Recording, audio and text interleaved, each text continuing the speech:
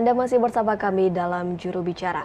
Pak Dirjen, mengenai kondisi global ini yang saat ini sedang sulit, bagaimana langkah kebijakan yang dilakukan oleh pemerintah agar mampu untuk meredam dampak dari ancaman krisis global ini? Ya, perang Rusia dan Ukraina seperti saya sampaikan tadi berulang-ulang membawa dampak ekonomi yang sangat besar kepada dunia, kepada masyarakat dunia, terutama terkait dengan rantai pasok makanan atau pangan, pupuk, juga energi. Nah, karena itu kita di dalam negeri pun harus segera mengantisipasinya, dan itu sudah dilakukan oleh pemerintah. Ya, misalnya misi damai dan misi kemanusiaan yang dilakukan oleh Pak Jokowi itu juga adalah untuk mengantisipasi dampak perang Rusia Ukraina ini bagi Indonesia dan juga bagi dunia. Nah, ini harus kita pahami ya, kita harus memiliki kepekaan yang sama, kita harus bergotong royong menyikapinya, menyiapkan respon dan kebijakan yang tepat di semua, bukan hanya di lembaga negara, tetapi juga di seluruh masyarakat ya, bagi seluruh masyarakat Indonesia. Jadi upaya untuk menghadapi ini harus dilakukan bersama-sama, tidak bisa cuma oleh pemerintah. Nah, kalau pemerintah tentu saja sudah melakukan berbagai upaya, ya misalnya kita mencanangkan sebuah program PDN, ya jadi bagaimana produk dalam negeri ini bisa kita pakai ya seluas-luasnya. Ya, kita tahu di pusat ada 526 triliun dan di daerah ada 535 triliun, plus kemudian di BUMN itu ada 420 triliun anggaran untuk pengadaan barang dan jasa. Nah, kita sudah menggariskan, Presiden Jokowi sudah menggariskan, kita harus melakukan pengadaan untuk produksi dalam negeri sendiri.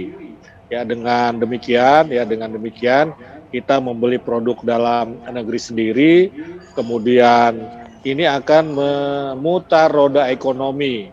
Ya, perusahaan-perusahaan yang memproduksi barang dan jasa akan diserap barang dan jasa tersebut, dan ini juga tentu saja perusahaan tersebut akan bisa menyerap tenaga kerja untuk terus berproduksi.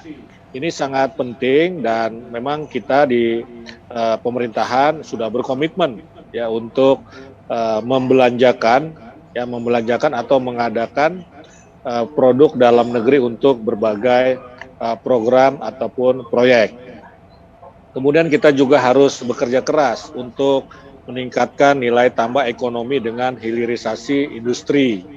Ya, kemudian itu mulai dari sektor tambang, sektor pangan, maupun sektor-sektor lainnya. Kita harus menyiapkan, dan sudah ada ya industri-industri pengolahan yang mengolah bahan mentah menjadi barang jadi, karena dengan barang jadi itu maka akan ada nilai tambah secara ekonomi. Hilirisasi menjadi penting, jadi kita menjual atau mengekspor barang-barang kita sudah dalam bentuk jadi.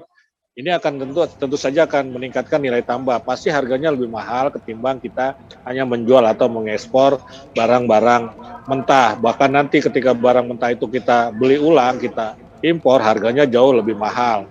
Maka kita memberi barang lebih mahal daripada kita menjualnya, uang yang kita dapatkan.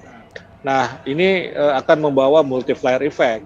Ya, artinya industri pengolahan akan berkembang di dalam negeri, ya, kemudian juga karena ada nilai tambah, maka upah pekerja bisa ditingkatkan, ya bisa ditingkatkan, dan ini akan meningkatkan daya beli masyarakat.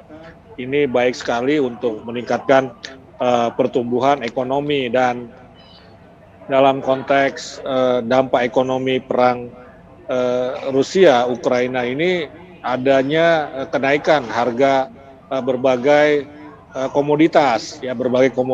Nah, kita diuntungkan memang dengan kenaikan harga komoditas ini, ya misalnya batu bara, kemudian komoditas-komoditas lainnya. Tetapi bukan berarti kita ingin perang ini terus berlangsung, karena sebetulnya kenaikan harga komoditas ini hanya ya tidak sebanding lah, ya tidak sebanding dengan kerusakan ekonomi yang ditimbulkan oleh perang Rusia Ukraina itu. Karena itu kita Presiden Jokowi berkunjung ke Ukraina dan Rusia ya untuk membawa misi damai dan misi kemanusiaan agar perang tersebut bisa segera diakhiri, karena perang yang berkepanjangan ini akan menyulitkan dunia secara ekonomi, akan terjadi hambatan rantai pasok pangan, energi maupun pupuk. Dan saya kira ini tantangan yang tidak mudah, tetapi kalau semua negara berupaya, kemudian juga masyarakat di dalam negeri mendukung upaya ini, kita pasti bisa mengatasinya. Mudah-mudahan dalam waktu yang tidak terlalu lama lagi perang Rusia Ukraina ini bisa tercapai gencatan senjata, tercapai kesepakatan, tercapai perdamaian. Baik, kita harus bekerja keras terus untuk menciptakan nilai tambah ekonomi dengan hilirisasi industri. Terima kasih banyak Pak Dirjen telah bergabung bersama kami di Juru Bicara dengan tema lawatan Presiden Republik Indonesia Joko Widodo usung misi perdamaian dunia. Terima kasih banyak Pak Dirjen.